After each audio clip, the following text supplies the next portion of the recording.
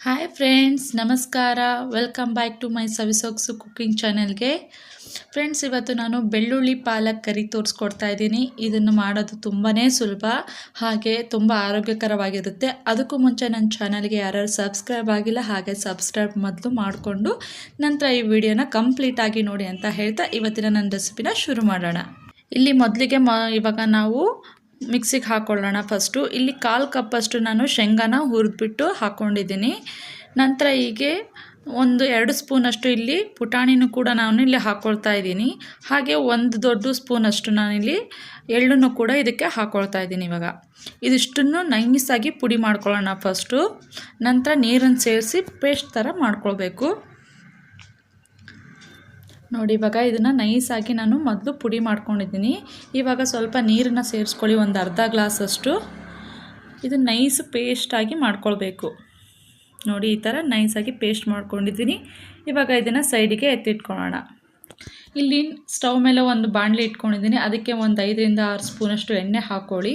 ಎಣ್ಣೆ ಕಾದ ನಂತರ ಒಂದು ಅರ್ಧ ಸ್ಪೂನಷ್ಟು ಜೀರಿಗೆ, ಹಾಗೆ 1.5 ಗಡ್ಡೆಯಷ್ಟು ನಾನಿಲ್ಲಿ ಬೆಳ್ಳುಳ್ಳಿನ ಈ ಥರ ಸುಲ್ಕೊಂಡು ಚಿಕ್ಕದಾಗಿ ಮೀಡಿಯಮ್ ಸೈಜ್ ಹೆಚ್ಕೊಂಡು ಈ ಥರ ಚೆನ್ನಾಗಿ ಫ್ರೈ ಮಾಡ್ಕೊಳ್ತಾ ಇದ್ದೀನಿ.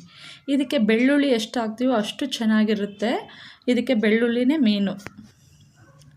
ಸ್ವಲ್ಪ ಇದು ಫ್ರೈ ಆದಮೇಲೆ ಕಲರ್ ಚೇಂಜ್ ಆಗಿ ಚೆನ್ನಾಗಿ ಫ್ರೈ ಆಗಬೇಕು. ಬೆಳ್ಳುಳ್ಳಿ ಫ್ರೈ ಆದ ನಂತರ ಇಲ್ಲಿ ನಾನು ಒಂದು ಆಲೂಗಡ್ಡೆನ ಇಷ್ಟು ಮೀಡಿಯಮ್ ಸೈಜಲ್ಲಿ ಚಿಕ್ಕದಾಗಿ ಹೆಚ್ಕೊಂಡಿದ್ದೀನಿ. ಇದನ್ನು ಕೂಡ ಆಲೂಗಡ್ಡೆ ಚೆನ್ನಾಗಿ ಫ್ರೈ ಮಾಡ್ಕೊಳ್ಬೇಕು. ಇದನ್ನು ಸ್ವಲ್ಪ ಕಲರ್ ಚೇಂಜ್ ಆಗಬೇಕು. ಫ್ರೆಂಡ್ಸ್, ಇದರಲ್ಲಿ ನಾವು ಆಲೂಗಡ್ಡೆ ಅಥವಾ ಪನ್ನೀರನ್ನು ಹಾಕೋಬೋದು. ಪನ್ನೀರು ಯಾವಾಗಲೂ ಎಲ್ಲ ಥರದಕ್ಕೆ ಪಾಲಕ್ ಪನ್ನೀರು ಅಂತ ಅದೇ ರೆಸಿಪಿ ಆಗುತ್ತೆ. ಇಲ್ಲಿ ಸ್ವಲ್ಪ ಡಿಫ್ರೆಂಟಾಗಿ ನಾನು ಆಲೂಗಡ್ಡೆ ಯೂಸ್ ಮಾಡಿಕೊಂಡು ಮಾಡ್ತಾಯಿದ್ದೀನಿ. ನಂತರ ಇದಕ್ಕೆ ಇವಾಗ ನಾನು ಒಂದು ಈರುಳ್ಳಿನ ಮೀಡಿಯಮ್ ಸೈಜ್ ಈರುಳ್ಳಿ ತೊಗೊಂಡು ಹೆಚ್ಚು ಹಾಕ್ಕೊಂಡಿದ್ದೀನಿ. ಚಿಕ್ಕದಾಗಿ ಹೆಚ್ಚು ಹಾಕ್ಕೊಳ್ಳಿ ನೀವು. ಇದು ಕೂಡ ಚೆನ್ನಾಗಿ ಫ್ರೈ ಆಗಬೇಕು. ಒಂದು 10-15 ನಿಮಿಷ ಆದರೂ ಫ್ರೈ ಆಗಬೇಕು ಚೆನ್ನಾಗಿ.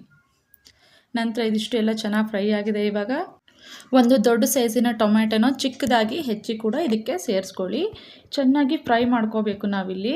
ಪಾಲಕ್ ಆದ ನಂತರ ಅದು ನೀರು ಬಿಟ್ಕೊಳುತ್ತಲ್ಲ, ಅದಕ್ಕೋಸ್ಕರ ಇದು ಮೊದಲು ಚೆನ್ನಾಗಿ ಎಣ್ಣೆಯಲ್ಲೇ ಚೆನ್ನಾಗಿ ಫ್ರೈ ಮಾಡ್ಕೊಂಬಿಡ್ಬೇಕು. ಇದನ್ನೆಲ್ಲ ಸ್ವಲ್ಪ ಚೆನ್ನಾಗಿ ಬೇಗ ಬೆಂದ್ಕೊಳ್ಳೋದಕ್ಕೆ ಅಂತ ಇಲ್ಲಿ ನಾನು ಒಂದು ಸ್ವಲ್ಪ ಇವಾಗ ಅರಿಶಿನ ಪುಡಿ ಸೇರಿಸ್ಕೊಳ್ತಾ ಇದ್ದೀನಿ. ಒಂದು 1/4 ಸ್ಪೂನಷ್ಟು ಅರಿಶಿನ ಪುಡಿ, ಹಾಗೆ ಸ್ವಲ್ಪ ಉಪ್ಪನ್ನು ಸೇರಿಸ್ಕೊಂಡು ಬೇಗ ಬೆಂದ್ಕೋಬೇಕನ್ನೋದಕ್ಕೋಸ್ಕರ ಇದನ್ನು ಮೊದಲು ಹಾಕ್ಕೊಳ್ತಾ ಇದ್ದೀನಿ. ಇವಾಗ ಚೆನ್ನಾಗಿ ಇದನ್ನೆಲ್ಲದನ್ನು ಮಿಕ್ಸ್ ಮಾಡ್ಕೊಳ್ಳಿ. ಇದು ಎಷ್ಟು ಚೆನ್ನಾಗಿ ಫ್ರೈ ಆಗುತ್ತೋ ಅಷ್ಟು ಚೆನ್ನಾಗಿ ನಿಮಗೆ ಗ್ರೇವಿ ಥರ ಚೆನ್ನಾಗಿ ಬರುತ್ತೆ. ಆಲೂಗಡ್ಡೆ ಚೆನ್ನಾಗಿ ಬೆಂದ್ಕೋಬೇಕಂದ್ರೆ ಎಣ್ಣೆಲ್ಲೇ ಚೆನ್ನಾಗಿ ಮೊದಲು ಫ್ರೈ ಆಗಬೇಕು. ನೋಡಿ, ಇವಾಗ ಎಣ್ಣೆಲ್ಲ ಸ್ವಲ್ಪ ಇಟ್ಕೊಂಡಿದೆ. ಇವಾಗ ಆಲೂಗಡ್ಡೆ ಆಯಿತು, ಇವೆಲ್ಲ ಸ್ವಲ್ಪ ಬೇಯಬೇಕು ಅನ್ನೋದಕ್ಕೋಸ್ಕರ ಒಂದು ಅರ್ಧ ಗ್ಲಾಸಷ್ಟು ಸ್ವಲ್ಪ ನೀರು ಹಾಕಿದ್ದೀನಿ. ಇದೇನಿಲ್ಲ ಅಂದರೂ ಒಂದು 10 ನಿಮಿಷಗಳ ಕಾಲ ಇದು ಸ್ವಲ್ಪ ಚೆನ್ನಾಗಿ ಬೆಂದ್ಕೊಳ್ಳಿ ಅಂತ ಸ್ವಲ್ಪ ಹೊತ್ತು ಬಿಟ್ಬಿಡೋಣ. ನೋಡಿ, ಈಗ ಒಂದು 10 ನಿಮಿಷಗಳ ಕಾಲ ಆಗಲೇ ಚೆನ್ನಾಗಿ ಬೆಂದ್ಕೊಂಡಿದೆ ಇದು. ಇವಾಗ ನಾನಿಲ್ಲಿ 1 ಕಟ್ಟಷ್ಟು ಪಾಲಕ್ ಸೊಪ್ಪನ್ನ ಚೆನ್ನಾಗಿ ತೊಳ್ಕೊಂಡು ಚಿಕ್ಕದಾಗಿ ಹೆಚ್ಚಿ ರೆಡಿ ಮಾಡಿ ಇಟ್ಕೊಂಡಿದ್ದೆ. ಇವಾಗ ನಾನು ಇದನ್ನು ಸೇರಿಸ್ಕೊಳ್ತಾ ಇದ್ದೀನಿ. ಇದಕ್ಕೆ ಪಾಲಕ್ಕು ಐರನ್ ತುಂಬ ಚೆನ್ನಾಗಿರುತ್ತೆ. Iron content ಪಾಲಕ್ಕಲ್ಲಿ. ಪಾಲಕ್ಕು ಹಾಗೆ ಹಸಿ ತಿನ್ನಂದರೆ ಯಾರೋ ಇಷ್ಟು ತಿನ್ನೋದೇ ಇಲ್ಲ. ಮಕ್ಕಳಾಗೂ ತಿನ್ನಲ್ಲ, ದೊಡ್ಡವರಲ್ಲೂ ಕೆಲವರು ತಿನ್ನೋದಿಲ್ಲ. ನಾವು ಈ ಥರ ಒಂದು ಕರಿ ರೆಡಿ ಮಾಡಿದರೆ ಪಾಲಕ್ಕು ಮನೆಯವರೆಲ್ಲರೂ ತುಂಬ ಇಷ್ಟಪಟ್ಟು ತಿಂತಾರೆ.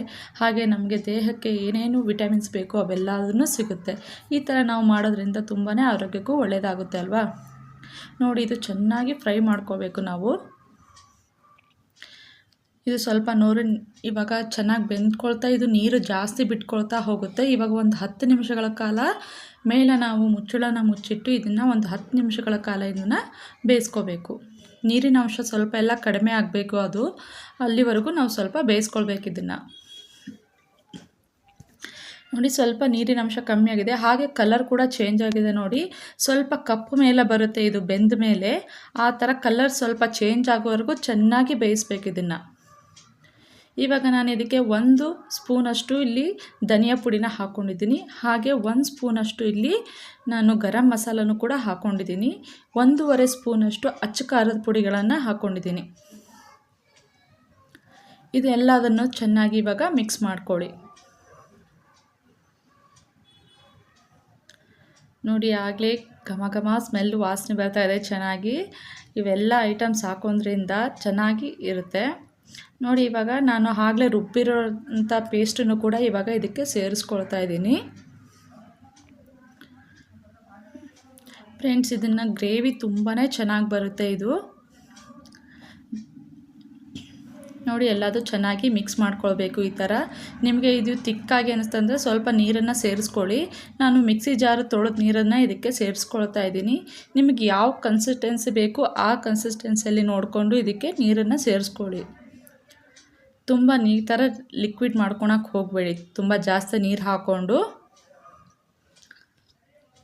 ಇದಕ್ಕೆ ನಾವು ಇಲ್ಲಿ ಹುರಿಗಡಲೆ ಬೀಜ ಹಾಗೆ ಎಳ್ಳು ಶೇಂಗಾ ಎಲ್ಲಾದರೂ ಹಾಕ್ಕೊಂಡಿರೋದ್ರಿಂದ ಇದು ಸ್ವಲ್ಪ ತಿಕ್ನೆಸ್ ಬರುತ್ತೆ. ಹೀಗಾಗಿ ಸ್ವಲ್ಪ ಸ್ವಲ್ಪನೇ ನೀರು ಸೇರಿಸ್ಕೊಂಡು ನಿಮ್ಗೆ ಯಾವ ಲೆವೆಲ್ ಬೇಕೋ ಆ ಲೆವೆಲ್ಗೆ ಮಾಡ್ಕೊಳ್ಬೋದು ನೋಡಿ. ಇದು ಇವಾಗ ಚೆನ್ನಾಗಿ ಫ್ರೈ ಆಗಿದೆ. ಲಾಸ್ಟಿಗೆ ಇದಕ್ಕೆ ಸ್ವಲ್ಪ ಆಗ ನಾನು ಉಪ್ಪು ಹಾಕಿದೆ. ಇವಾಗ ನಾವು ರುಚಿಗೆ ಎಷ್ಟು ಬೇಕು ಅಷ್ಟು ಉಪ್ಪನ್ನು ಸೇರಿಸ್ಕೊಳ್ಳಿ ನೀವು. ಉಪ್ಪನ್ನೆಲ್ಲ ಚೆನ್ನಾಗಿ ಮಿಕ್ಸ್ ಮಾಡಿ ಒಂದು 5 ನಿಮಿಷಗಳ ಕಾಲ ಕುದಿಸ್ಕೊಂಬಿಡಿ ಸಾಕು ನೋಡಿ. ಚೆನ್ನಾಗಿ ಇವಾಗ ಕರಿ ರೆಡಿಯಾಗಿದೆ. ಸ್ಟವ್ ಆಫ್ ಮಾಡಿ ಇವಾಗ ನಾನಿಲ್ಲಿ ಒಂದು ಸರ್ವಿಂಗ್ ಬೌಲ್ಗೆ ಸರ್ವ್ ಮಾಡ್ಕೊಳ್ತಾ ಇದ್ದೀನಿ. ಈ ಕರಿನ ನೀವು ಯಾವುದೇ ಚಪಾತಿ ಹಾಗೆ ರೊಟ್ಟಿ ಅನ್ನದ ಜೊತೆ ಯಾವುದಾದ್ರೂ ಜೊತೆ ಹಚ್ಕೊತೀನಿ, ತುಂಬ ಟೇಸ್ಟಿಯಾಗಿ ಚೆನ್ನಾಗಿ ಇರುತ್ತೆ. ಇಲ್ಲಿ ನಾನು ಸ್ವಲ್ಪ ಮೇಲೆ ಡೆಕೋರೇಷನ್ಗೆ ಅಂತ ಗೋಡಂಬಿನ ಸ್ವಲ್ಪ ಫ್ರೈ ಮಾಡಿ ಇಟ್ಕೊಂಡಿದ್ದೆ, ಅದನ್ನು ನಾನಿಲ್ಲಿ ಡೆಕೋರೇಷನ್ ಮಾಡ್ತಾಯಿದ್ದೀನಿ ಇದಕ್ಕೆ ನೋಡಿ. ಎಷ್ಟು ಕಲರ್ಫುಲ್ಲಾಗಿ ಹಾಗೆ ಸೂಪರಾಗಿ ಟೇಸ್ಟ್ ಕೂಡ ಹಾಗೇ ಇದೆ ಫ್ರೆಂಡ್ಸ್. ನೀವು ಯಾರಾದರೂ ಒಂದ್ಸರಿ ಮನೆಯಲ್ಲಿ ಈ ಥರ ಟ್ರೈ ಮಾಡಿದೆ ಹೇಗಿತ್ತು ಅಂತ ನನಗೆ ಕಮೆಂಟ್ ಮೂಲಕ ತಿಳಿಸಿ. ಹಾಗೆ ಈ ವಿಡಿಯೋನ ಇನ್ನೊಬ್ರಿಗೂ ಶೇರ್ ಮಾಡಿ ಅಂತ ಹೇಳ್ತಾ ಇವತ್ತಿನ ನನ್ನ ರೆಸಿಪಿಯನ್ನು ಮುಗಿಸ್ತಾ ಇದ್ದೀನಿ. ನೆಕ್ಸ್ಟ್ ಇನ್ನೊಂದು ಚೆನ್ನಾಗಿರುವಂಥ ರೆಸಿಪಿಯೊಂದಿಗೆ ನಿಮಗೆ ಮತ್ತೆ ಸಿಗ್ತೀನಿ ಅಂತ ಹೇಳ್ತಾ ಸಬ್ಸ್ಕ್ರೈಬ್ ಮಾಡೋದು ಮಾತ್ರ ಖಂಡಿತ ಮರಬೇಡಿ. ಕಂಪ್ಲೀಟಾಗಿ ನೋಡಿದ್ದಕ್ಕೆ ತುಂಬಾ ಧನ್ಯವಾದಗಳು. Bye friends.